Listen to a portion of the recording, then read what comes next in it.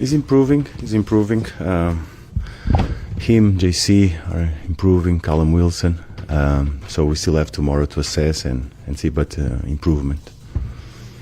They've got a good chance of Friday. We are positive. We are positive that they can be available for Sunday. Dino's also was clear of the concussion protocol, so we are positive that they're going to be available. Yeah. Just a couple from the weekend as well. Disassi, it looked like he was maybe carrying something, and obviously Ariola as well, who had to come off. Yeah, a lot of our players. It was a tough game. Extra time, a lot of energy, but they are okay. Okay, it's tiredness. Yeah, fatigue. Wembley is obviously something that everyone at West Ham was really desperate for. So how much work do you, the staff, the senior players have to put in to make sure now that Leeds is out of everyone's mind and the focus is just purely on Friday and Wolves? Yeah, it was a couple of difficult days, like you imagine. We had a lot of hopes and belief that we can achieve reaching Wembley.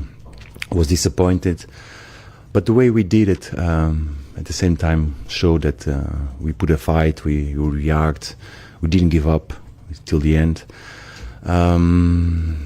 But we move forward, realizing that our major fight is starting Friday. Because this now block of fixtures after the international break and the FA Cup, it does start with Wolves. They're bottom of the table, you're at home. A lot of people will see this as a must-win, but obviously West Ham have lost to Wolves twice this season. What did you make of them in the previous game, and what have you made of the job that Rob Edwards has done since he's... It's going to be a tough game. The first time we faced them was probably one of the most hardest moment that we had as a group. Was really disappointing performance. So we are confident that we're going to improve. We play at home, which is a big advantage for us. We know that the fans are going to be there, and we know we have a mission in our hands to fulfill. Tough game, good team, improving. You can see that they are improving. So what do you expect a tough opponent, but we are ready to compete. You mentioned how disappointing that the last Yeah. against Wolves was. I remember Yeah. after the game you were hugely disappointed. Yeah. Even in the next week in the press Yeah. conference, you were still carrying a lot of that disappointment. Yeah. How worried were you around that period? Because after No, it was longer time, Chris. Come on. It was a long time ago. I cannot recall everything. What I knew was a disappointing performance, and when we don't perform well, everybody gets affected. But we came through and proceed. We improved a lot. I think we are in a better place now. Because after that game, obviously, it was the Forest game as well, which you lost, I think, and then it was... Yeah, that was bad moments. But this is how we approach life. Up and downs. It's up to us to react. What do you think the main difference is between this team now to that team back then in the start of January? It's different. The moment is different. The players are I believe, in a better place. So we are confident. There's been quite a lot of conflicting reports about Aramisaka and when he should have returned back from Congo, back to play for West Ham. Can you just clear that up for us? Was he supposed to be in the Leeds squad? Is there an issue? Yeah, we deal with that, and was not possible for him to be here. But now he returned. He's good. He's working, and let's see tomorrow if he can help the team. Was he supposed to be back for Leeds? Look, I don't want to go too much in details. It's they reach a big thing in Congo, but he returned and he's good. Max Kilman. Yeah. He was booed after he gave away the penalty against Leeds. Can you understand that from the fans' perspective when they're frustrated at a player, or for you is that something that should never happen really? Is that when a home crowd boos their own player? Look, I think in terms of fans, they are giving much more to us than us to them. So we cannot complain. We have to thank them for everything that they are doing and supporting us. And I saw a good game of Max. Okay, he was in the penalty incident, but I think he held on quite well. He made a good game. Especially for a player that was not involved for such a long period. The answers in terms of competing, the duels, in possession, he was in the build-up for the goal. So he did a lot of good things. And I think he handled well the situation, and at the same time the group helped.